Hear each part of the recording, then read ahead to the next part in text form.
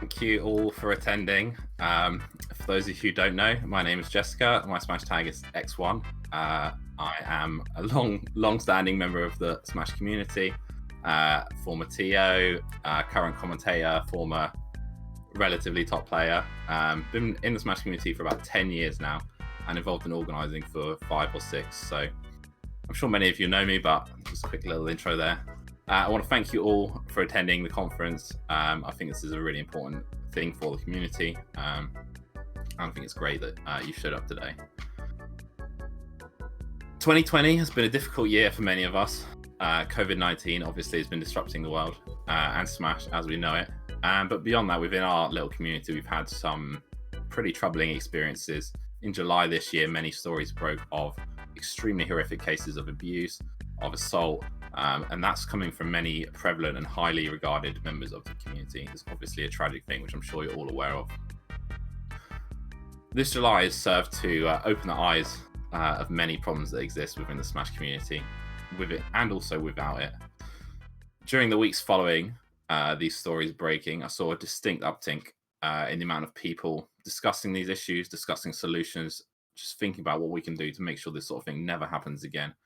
And working together to try and make our community better and safer and to prevent this situation from happening. Whilst energy was extremely encouraging to see, some parts of it do feel short-lived, especially, I would say, from perhaps the more privileged groups within the community. I think it can be too easy to fall back into apathy and into not caring. I think the main thing I want you to take away from the conference today is that activism isn't just for today, it isn't just for tomorrow. It's something we need to carry with us every day, not just within the Smash community, but within our broader community as part of as well, within our real lives or whether that's another online community. With that said, I hope everyone attending can learn something today, and we'll be talking in general about Smash and esports communities. However, I hope a lot of the lessons and a lot of the experiences you're going to hear about today can help enrich your day-to-day and your daily regular life as well, and deepen your understanding of the wider world and the systems and the issues that are part of those systems that are in place. Our first session is going to be today with myself and with Teroz, a esteemed tournament organizer from Sweden. This is the TO workshop. This information is going to be really crucial for TOs, I think. But even if you're just a regular attendee, I really hope there's something you can take away from this, whether that's something that you bring forwards to your TO and recommend that they implement, or whether that's just going to be an experience that you might not have thought about because it's coming from a perspective other than your own. So with no further ado, I'll be bringing in Casper now. Our streamer is just grinning at me saying, yep, any second now.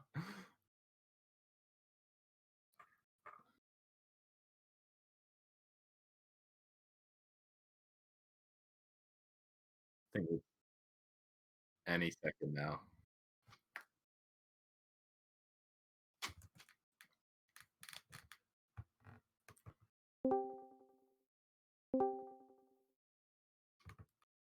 Hello. Hello.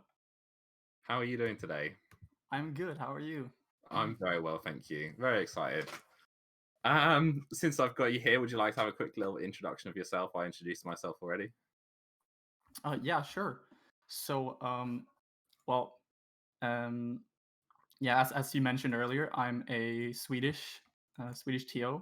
I've organized locals, locals and bigger tournaments for the past 2 or so years. I've also been doing a lot of seeding work and ranking work, and I'm just trying to, make the Smash community a better and more fun place for everyone. I feel like that's one of my big goals when doing anything really in Smash. Yeah, excellent. And for those who don't know, the Phoenix Blue series is the main events that you've organized, right? Yes, exactly. Cool. Okay, so before we crack on with our sort of discussion, I'm actually going to ask, this is a workshop, so I've got a little bit of a task for you all at home. Nothing too taxing though, don't worry about it. But basically what I'm going to ask you to do is, if you're a TO, I'm going to ask you to rank your tournament on a scale of 1 to 10 in terms of how accessible it is and how welcoming you think it is for different groups within the community. So I'm thinking of women, I'm thinking of LGBT people, I'm thinking of disabled people and people of color. So you can perhaps give different scores if you think, or you can just give yourself an overall score on a rank of 1 to 10, how you think how appropriate it is and how safe and welcoming it is for those groups of people. And if you're not a TO, then what I'm going to ask you to do is just think about the tournament you attend the most, for example, maybe your local monthly or a national that's near you, and try and give that event a score, what you think about it. And what we're going to do is we're going to go through some discussion today and bring up a lot of points. I think that maybe by the end of this, you'll hopefully realize there's a few extra bits you could do to help kind of level up your events. Okay, hopefully you've all had a little bit of time to think about that, and we will crack on with our discussions. So the first thing we've got on the list here is the TOs themselves. So the big question generally is are your TOs educated on diversity and inclusion? For example, if your TO overheard something at an event, do you think they would speak up? Is this something you've ever experienced, Casper? And so I think, that mostly comes down to the person rather than, specific teams, because I've never experienced really any event where there's been a team gathering or a meeting beforehand where that kind of thing has been brought up. I think Mhm. some people may think that, of course, if I hear or see something, I'll step in. But I think a lot more could be done from a lot of events to talk to the entirety of their staff and make sure that everyone knows what to do and how to act if they see any kind of harassment or a similar situation play out, or who in the team they should contact if they either see or hear about a case like that. Absolutely, I completely agree, and I think a lot of times, at a big event, you will have these teams meetings. You'll have to get together. You'll talk about, oh, okay, we're going to start this at that time. We're going to start this at that time. But I do really never really been seen any of the discussion where the lead TO would say, this. If you do hit anything like this, do remember we have, rules about this, and educating them on what is and isn't appropriate.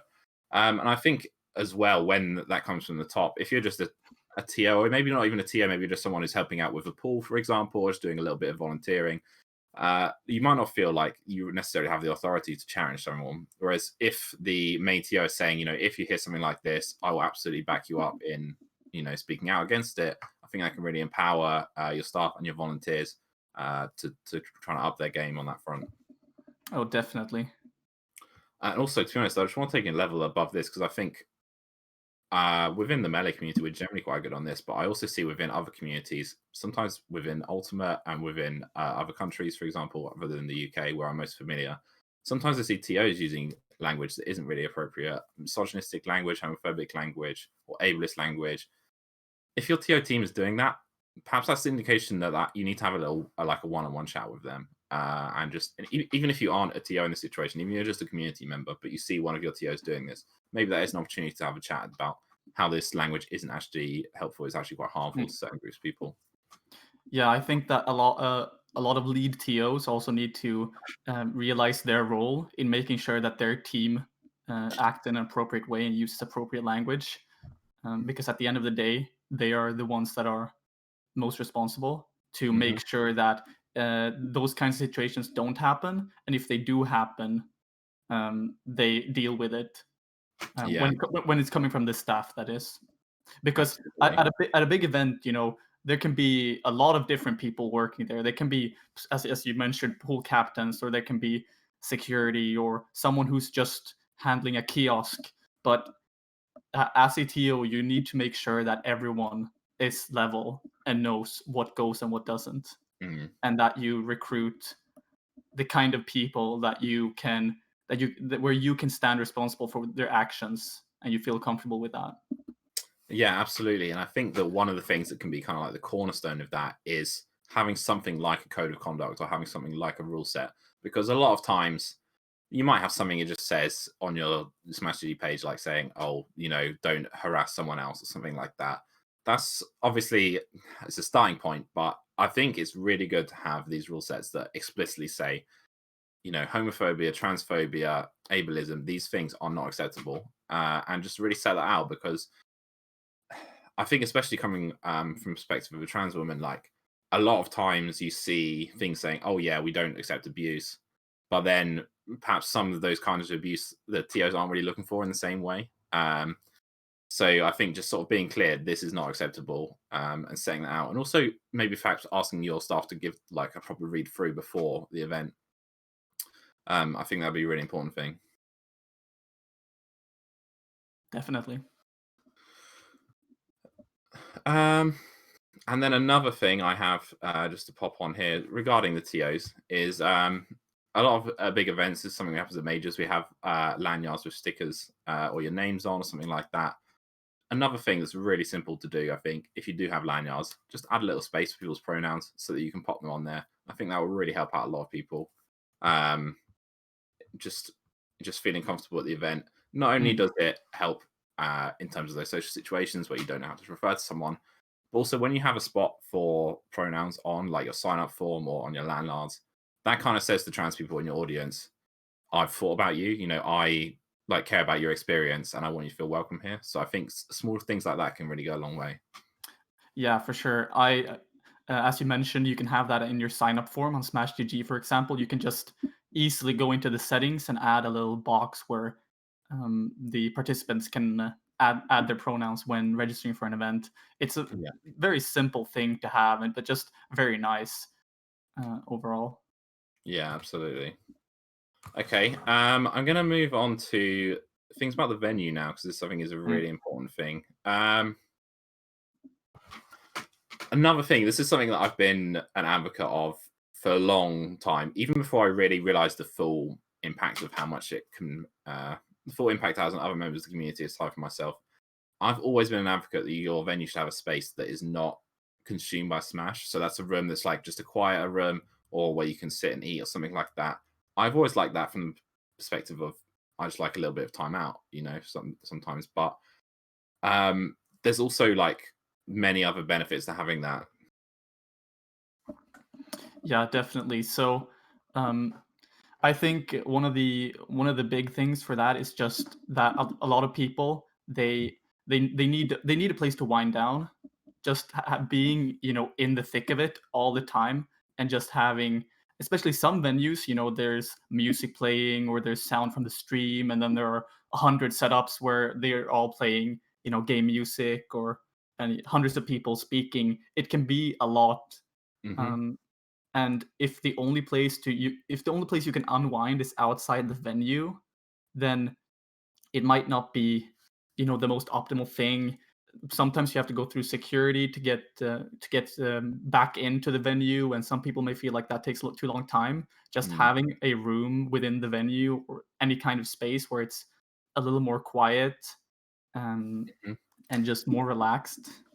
I can't help but thinking of events that I've been to, perhaps of yours in Sweden in February as well, where standing outside isn't always the most opportune place to go if you do need a bit of downtime. Definitely, yeah.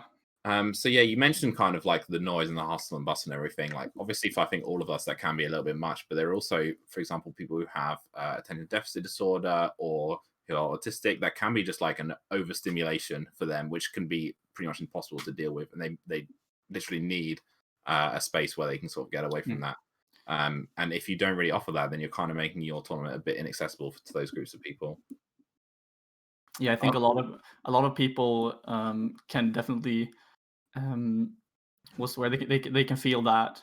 Um, and I think that might also be something that can turn some people off from going to these bigger events, because they go there and then it's just all these impressions at once and no way to really get away from Yeah, it. And they absolutely. prefer to just stay in their local scene, because it's a lot less impressions. It's not as much noise. Yeah, absolutely. And I think as well, when you have these quiet spaces, that does kind of allow you to get to know people outside of Smash, I think, a little bit, which has obviously the lovely benefits of sort of building a deeper community and you're like more real connections between people rather than just like, oh, I remember when I played you. It's like, I remember when we had a chat whilst we were eating, that sort of thing. I think that kind of has a knock on impact as well that many people might not realize is that a lot of these groups of people, so I'm talking about women, I'm talking about LGBT people, I would say as well, to a certain extent, disabled people, who have been kind of pushed away from Smash historically for reasons of it not being the most welcoming community, at least in the past. if those people are coming into the community new, then it's easier to get into it if you have a kind of more casual or a more easygoing entrance to the scene. Whereas if you come in and it's only people sitting in front of tellies, that can be quite intimidating. For like, if you think about it, tournaments like 10 hours sometimes. Coming along, being a little bit interested, wanting to check it out, and just seeing people stuck to the screen for like 10 hours with nowhere else to go, like I think that can be a little bit like of a turn off for the scene. So I think like having these spaces where it's easier to be a casual attendee or like a low key attendee, I think will boost those kind of low key attendees, and maybe some of them will go on to being super hardcore competitors, or maybe they won't. But either way, you've kind of made a new space for that kind of person to attend. Yeah, I mean, just the social aspect of Smash should never be underestimated. Sorry about my voice cracking. It's a huge part about. I mean, for me, like, I honestly I care more about the friendships I have within the community and Mhm. all the connections I have to the people here, rather than the video game itself. Yeah. Even though that's of course a huge part, but without the community, then such a huge chunk um, just gets lost. And I definitely feel you for a lot of new people and people that who's historically not felt as welcome. Um, Being able to make those connections is just it's Hmm. priceless. Yeah. Absolutely agree. I feel exactly the same way about the community and people and friendships and relationships I've made throughout it. Some people I've met through playing this game, I mean, it's not like it's an online game; it can't be taken offline. But if Melee disappeared, I know I would still maintain a relationship and maintain a friendship with them, Mm. going forwards. So I think those are the kind of bonds that are really important to build within the community. And I think some people are more looking for that than they are looking for necessarily the competitive experience. So I think it's good to facilitate that. And I think in facilitating that, you're also kind of diversifying the area of the kinds of people that you might be able to get into Mm. your event. Okay, I'm going to move on to something a little bit that to be honest, I'm sure a lot of the men in the audience will not really have ever thought about when they go to a tournament. That is bathrooms. So does your venue have good bathroom facilities? And guys might be thinking, what on earth has this got to do with diversity and inclusion? But this is actually a really important thing. For people who menstruate, you need women's cubicles as they are. I mean, with sanitary bins, and they need to be accessible, and they need to be signposted, and they need to be clean. This is like a really important thing that I think a lot of people in the community overlook, because it's not something that applies to them, so they never think about it. But if you are someone who menstruates and you turn up to an event and there is no bathroom for you with these facilities, like that's nothing could be clearer in saying this event is not for you, and that's not the message you want to be sending at all. Yeah, and I think having a discussion with the venue staff when Mhm. you're planning the event is going to be key. I mean, not even when planning the event, when choosing a venue, like Mhm. at that point, you should as early as possible ask the venue about how many bathrooms, what kind of bathrooms, Mhm. are there sanitary bins, all of that stuff Yeah, to get a absolutely. good view. And like I've been to tournaments where there literally isn't a bathroom, and it's like, what are you meant to do? Like I know like a lot of the gents like literally just pee outside or like go to a shop to do it. It's like that's disgusting. I'm not being funny. Like Mm. you need to like have a provision for this. This is like a very fundamental thing. And obviously it's fundamental because you might think, oh, it's gross, but also like there's that other aspect to it that I mentioned before that's really important to think about. As well, are there suitable bathrooms for all genders as well? So obviously we touched on trans people earlier. Like, does your venue have an option for a gender neutral bathroom? You can ask them about that. For example, something that can be simple is like a lot of venues, especially in the UK, like almost all public venues will have disabled access, which means they should have a disabled access toilet. That's obviously a lot of people think of that as for wheelchair users, but those aren't accessible toilets. They are actually for anyone. So something can be so simple as like putting a sign on next to the little wheelchair icon, just saying like this is an accessible toilet for anyone who needs to use it or who doesn't feel comfortable in one of the binary gendered toilets. Or ask if there's anywhere where there's just like a single cubicle room, because that's obviously acceptable for any gender as well. Another thing I want to touch on is, have you ever heard of this thing? Ask for Angela. That's what I've always known it as. Sorry, what did you say? So there's this thing I've come across a lot of times in women's bathrooms, but perhaps as a woman need for them in any bathroom as well, is like on the back of the cubicle thing, there's basically like a little card that has resources on it, basically. So it's like a phone number you could ring if you're in an Mm, emergency. I'm thinking particularly of like if your event is, for example, in a pub or in a bar or a restaurant or something like that. This would be like quite a common thing that a lot of pubs and bars should have. More of them should have it, to be honest. Or what it can be is like a sort of a code word that what you do is you go up to the bar and you say, "Oh, can you?" That's why it's called "Ask for Angela." That's one I've always come across. You ask the bar person, "Oh, can I speak to Angela?" And mm. they know that what that means is they need to call you an Uber or a taxi, and then sort of like help you to get outside into the taxi safely because you don't feel safe in that location. And I'm sure a lot of you would think, oh, this is not something that happens at a Smash tournament, but like there is potential for this. We have seen as well many times where people are stuck in situations, especially when there's alcohol involved or if it's a bar, something like that.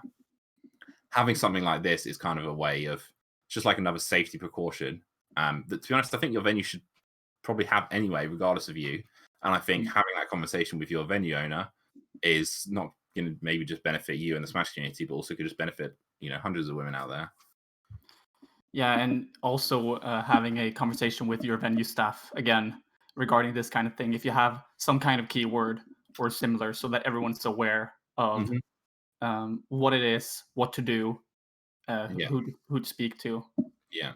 And also just sort of in a general sense beyond that, like obviously we're talking about that sort of like if you need to escape a particular situation, but someone that works at the venue that isn't a part of the community that someone could go to about an experience they had. So for example, if someone was harassed, like being able to go to the venue staff and say, I don't feel safe, like that, it's kind of like there's a little bit of a level of separation from the community. And I know a lot of the issues that sort of came to light in July were due to basically kind of like abuses of power, people who were like very well respected, people who had a certain reputation could kind of get away with anything because people, ignored their, the sort of the shady things they were doing. Was having someone outside that sort of power structure who could help you in a situation, could perhaps eject someone from the venue or just be there to talk to. That's like a really beneficial thing. And I think I can think of many tournaments I've been to where they're like, for example, it's literally just like in a warehouse. It's like there is no one who even works there. There's no one who is able to like be on call to help you with anything. And I think having someone at the venue who works there who can support, like, because that's what they should be doing anyway. For if a venue is hiring out to you for an event, they should have someone there who's staff who's like on call to Mm. help you with anything you need.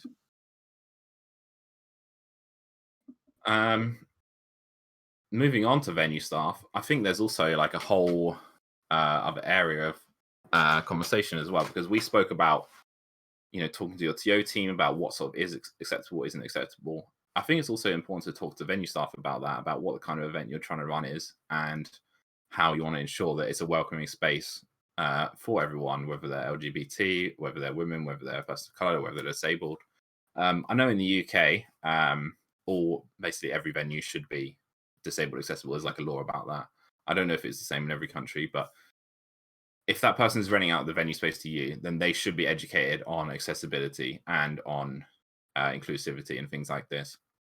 Maybe they haven't had that training, so maybe it's something you need to have a chat with them about. Um, I'm going to say as well, just as a trans person as well, I'm going to try not to say that too many times within my talk, but there's like when if you walk into a venue or if you walk into a cafe and it has a little sign on it or just like a little flag, like for example a pride flag or even better a trans flag, like just a little one or a sign that says we're welcoming to LGBT people, that's actually really reassuring because that says to me the people in this this cafe or this restaurant wherever I'm going to, they have considered my existence and they've considered that I may face discrimination and they I assume that their staff will be educated about these issues and in a position to intervene if needed. So something as simple as that, even just like a little thing in the window, like a little postcard size thing, some small things like that can like really go a long way to making people feel comfortable at your event. And I think talking to your venue about doing something like that, about sort of declaring it as an LGBT friendly space or a safe space, can be a really positive thing. Have you ever had any experiences with that? Not in any kind of event, Smash event.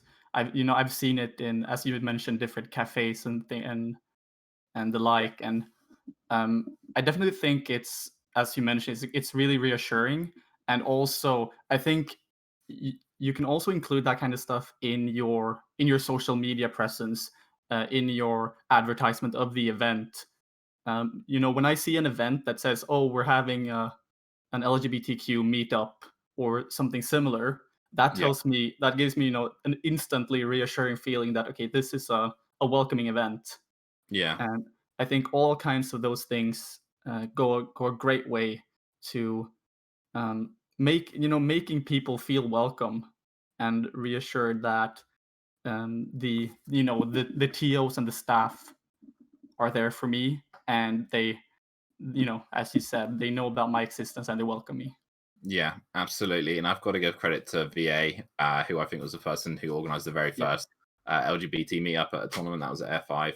And I think that obviously had the great impact that you just spoke about saying, you're welcome here, and we we recognize you.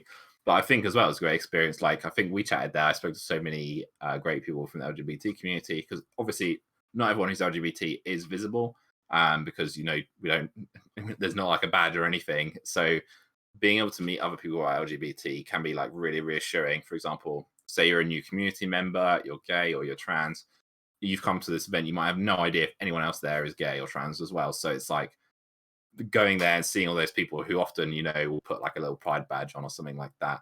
That can be really big, I think, for any new queer members of the community, because it's kind of saying, look, there are other people like you here, and it's like representation for them.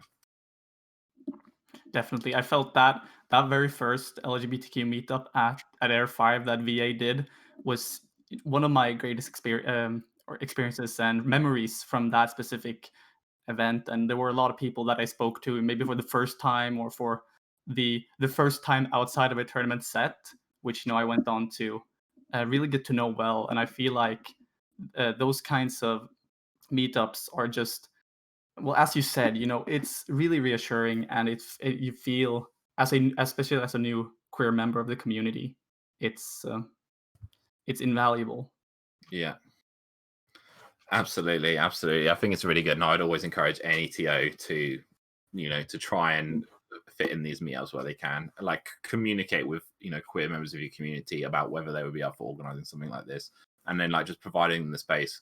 I think one of the great things about that Air 5 meetup was that it was organized by the LGBT community. It wasn't the organizer was like, oh, we're deciding we're doing this, even though the Mm. majority of them were straight. It was like a queer member wanted to do it, and then the TOs just basically gave them the space to do that and said, okay, this is your space, you can use it to do your own thing, which I think is really, really important. Yeah, agreed. Okay, conscious of time, we've got about 10 minutes left. So much stuff we've got through already. Okay, I want to quick move on to a little thing first. This is the live stream, which is something that I'm sure a lot of events have, and we're on one right now, and you might see, well, I can't actually see it, but Vlek told me there should be little pronoun things somewhere, maybe up here, or down here, something like that, that indicate the pronouns of the people on stream. This is a really important thing. We mentioned like on the badges or the lanyards, just showing that sort of thing that it shows that your existence as a trans person is noted, and that we're supporting you. And also, I think it just helps normalize it, because in your everyday life, you often don't, have a badge or some label or something that shows off your pronouns. But I think moving towards that direction will make it a better a world, let's say, or community for trans people or gender non-conforming people. So just if you can do something like that, I think that's really, really important. Yeah, and just having that on a stream, it doesn't need to take up much space. It can just be a small thing in the corner of the webcam or something. And Mhm. it also helps the commentators to know which Yeah, pronouns to use, because at times some commentators can, they can get confused, or they can just assume without really knowing. And while it's great to use they them as a thumb rule, actually having the pronouns on there so that the commentators can feel sure in what that they're using the correct ones uh, yeah, will go a huge way. And that also ties into what we were talking about earlier, having the pronouns in the when signing up on Smash GG, because not only can you take those and put them on the lanyards, you can hmm also have them on, like, just import them over to the streamer and have them on yeah, the absolutely. stream. The other thing that I would like to bring up around the conversation is Twitch chat. Now, this is a very infamous thing, let's say. I'm sure we've all had our experiences with Twitch chat, and I think there's always been this like historical feeling of, oh, it's just Twitch chat. They're just like that kind of thing. They will just put racist, homophobic, transphobic abuse in there, and you just ban them and move on, or like just ignore it because that's just the way. You can't do anything about it. I like fundamentally disagree with this idea, and I think that if you look at some majors recently, for example, from Genesis, there's been crazy good improvements in the Twitch chat because someone said, actually, I've had enough of this. We're not accepting this, and we're gonna buckle down and get a lot of moderators in, and we're gonna actually sort it out. And there is a whole team, the Switch, I think they just called the Smash Major chat moderation team or something like that. And they will come to your tournament and they will moderate your chat for you if you're running a major. And that I think is a really good thing. So if you are running a major, get in touch with them, ask them if they can help you out, because the live stream is often like a window into the community for a lot of people who are like on the fringes of it or aren't quite inside the community yet. So they come to this, they see the chat, and the chat is just full of abuse, it's full of homophobia, it's full of racism, it's full of sexism, another really big problem in Twitch chat. That is just a huge turn off for them. Whereas if they come and see a chat that's actually healthy, that is going to make such a big difference for them. Yeah, I think this it's just Twitch chat is just a new version of Boys Will Be Boys. Absolutely, absolutely. And I want to give a huge shout out to, I believe it's Tiramisu, who is actually started the moderation team and is the one who's kind of in charge there. Okay, bear with me a second. My light is about to die, so I'm going to plug that in. Yeah, no worries. Can you still see me okay? Yeah. Okay, excellent, cool. So yeah, we'll have to move on to our next thing, which I want to come into, and I think it's been also something that's very sadly come up in July, which is, well, it kind of ties in, like, how suitable is your venue for children? So obviously a lot of the incidents from July did involve minors, but I'm thinking about those sorts of situations where it's people who were 15, 16, 17, 18 who like got hold of alcohol and then or like given alcohol in these situations, which then became part of the coercion. But I'm also just talking about not necessarily something like that, but just say my little brother wants to come and or my nephew or my niece and they are 10 or 14. Like, how suitable is your venue for children? And I spoke about going to some venues that are in like a literal warehouse. I'm sure everyone in the UK knows what I'm talking about. It's like, this is literally just like a warehouse in the middle of a warehouse district. There's no venue staff there. There's not really any amenities or shops around for like good 5-minute walk. Is that a safe place for like, a 12-year-old, a 14-year-old, a 15-year-old to be going to? Yeah, I think so when it comes to alcohol, I think if you're in a venue that serves alcohol or there's a bar, you need to have a very strict 18, only 18 plus. Yeah. Or whatever the age necessary is in your specific country. Yeah. And I think that when it comes to young children, there should be some kind of you need to have some kind of thing where the parent or someone else or some other adult in close to them accompanies them to the event, Yeah. or in some cases where it's older children, maybe just having having a phone number to a parent or just any kind, or having a conversation with them beforehand to just to make sure that you're all on the same page, that the venue staff are aware, that the parents are aware. Absolutely. I think as well, what's really important, I think I've seen this so many times in the UK, is that, and you have a rule about like no under 18s. That is a rule. That is not just like some guideline for you, and you say, oh, well, I'm going to make an exception for this player because, oh, he's like almost going to make PR, or I'm going to make a rule exception for this player because he seemed kind of grown up to me. It's like, if you have a rule, you have to actually implement that rule, and you have to be strict about it, not just like make an allowance for someone who's like your friend or who's a good player. I also want to talk more about venues as well, in terms of, is it suitable for people with disabilities? So that could be, for example, to have wheelchair access. I mentioned in the UK, every public building should be. But I also want touch on like another side of it. Not just is it possible, like physically possible for them to get into the building. That's one thing. But I also want you to think about how is your tournament set out? Is your big tournament, is it across 2 different buildings? Is it across 2 different floors within the same building? If it is, you should be thinking about that from the perspective of someone who has difficulty with mobility, for example, if they're in a wheelchair, or perhaps they just use crutches, something like that. If you need them to constantly move from upstairs to downstairs or from one building to another building, that is not ideal. That is something you want to avoid. You should plan around this, especially for mandatory things like tournament matches. If you have, say, like a friendlies room over there and a tournament room over there, that's more okay because someone can just stay in one of those rooms. You know, it's not so difficult. Whereas if you're constantly saying, oh, if you want to play tournament, you have to go from here to there, from here to there, you need to be aware of that. And also you need to like schedule in time for that. If there's 2 buildings that you think are only 2 minutes apart or only 5 minutes apart, but that might take someone in a wheelchair 10 or 15 minutes. If that person then turns up and get DQ'd, you know, they're not going to feel good about that. And that's not good planning on your part. I feel like, so as someone who works as a personal assistant with people in wheelchairs, I've definitely come across a lot of different, you know, restaurants or similar buildings where they are technically wheelchair accessible, but when you get in there, you realize that, oh, it's, you know, there are tight corners and or some spaces where they can't even get through because there are chairs or similar things that are just straight up in the way. Yeah. And some of the handicapped toilets are, you know, not as well equipped or as big as they should be. So it's definitely Yeah. something you need to bring up with your venue staff. You need to have a look at. Another huge thing is, if there are multiple floors, looking at the elevators. How many elevators are there? If there's only one elevator and it's mandatory to get to the second floor, then, you know, you may need to rethink how that elevator is being used. Because if there's only one and there are, you know, 300 people at your event, it might be difficult for the person in a wheelchair to actually use that elevator freely. Yeah, absolutely. I know we're tight for time, so I'm just going to try and squeeze in a couple more bits. Yeah.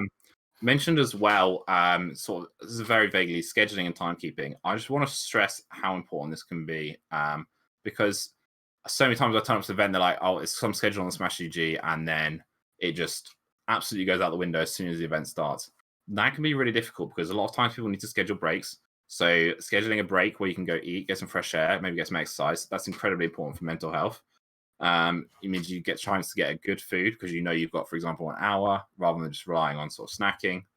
And then also having like a defined end time, preferably an early one, does make it easier to travel home. And that can be really important for younger people who don't have somewhere to stay or would otherwise be housing with perhaps a local adult, which is obviously not really something you want happening. And also, I would totally advocate for always having a written or a printed version of your schedule somewhere. So, for example, on a whiteboard or on a poster, or even perhaps just online would do. This can be really beneficial because I know a lot of people can have difficulty processing audio and sounds. That could be, you could be hard of hearing or deaf, or you could be, for example, people with autism often have difficulty processing sounds. So having that information written down makes it so much more accessible for those people. Yeah, having the schedule, and also having things like information for people with disabilities, or all of these things that we've gone over, having that information available so that people know before they get to the venue what the situation with the venue is, Yeah, can be crucial. absolutely. Okay, we are just on time there. The next talk starts in 5 minutes, so I think I'm gonna have to wrap it up. It's crazily dense amount of information I think we got into there, but I'm really proud of us getting Yeah. through. What I would love you all to do at home is if at the start of this, like I asked, you did the thing and you wrote down how well you score on terms of 1 to 10 for the event you run or for your local event. I want you to kind of revisit that number, bearing in mind everything that we've sort of discussed today, and think: is there anything? Is it the same number? Do you still have it, or do you think that maybe there's more things you're missing out on? And then I want you to write down 2 or 3 things which you would want your event, whether it's the one you run or it's the one you go to, what you would want them to improve, and write that down. And even better than that is, once you'd write that down, if you could implement it, or if you could ask your TO about implementing it, I think that would go a long way to improving all of our events. Uh, 100%. I've got to ask you quickly, Casper, is there Yeah. anything from today that you think you're going to take away and implement at Phoenix Blue 3 or whatever your next event is? Oh, definitely. I mean, I feel like there were so many things I want to improve on from Phoenix Blue 2, um, to start with, and I think having these kinds of conversations is just always so healthy. I mean, even though I'm here on the panel, I don't know everything. I don't have all the answers to how to create the best or most inclusive events. So just being part of this panel made me think about these things even Mhm. more than I already had. So I feel like I want to try to implement everything we talked about here and even more, um, Yeah. or at least down the line. That's great to hear. And I really hope that I'm not here in a year's time or 2 years' time and just seeing exactly the same sort of things going over local tournaments. So I really hope that people can take stuff away from this. Okay, we are going to wrap up now. We have a couple minutes break before our next talk, which is going to be with Lexi and Kafka, I believe, chatting about their experiences as women in the Smash community. So stay tuned for that. And during the break, make sure you think about everything you've learned today. Right. Stay tuned. Don't go anywhere.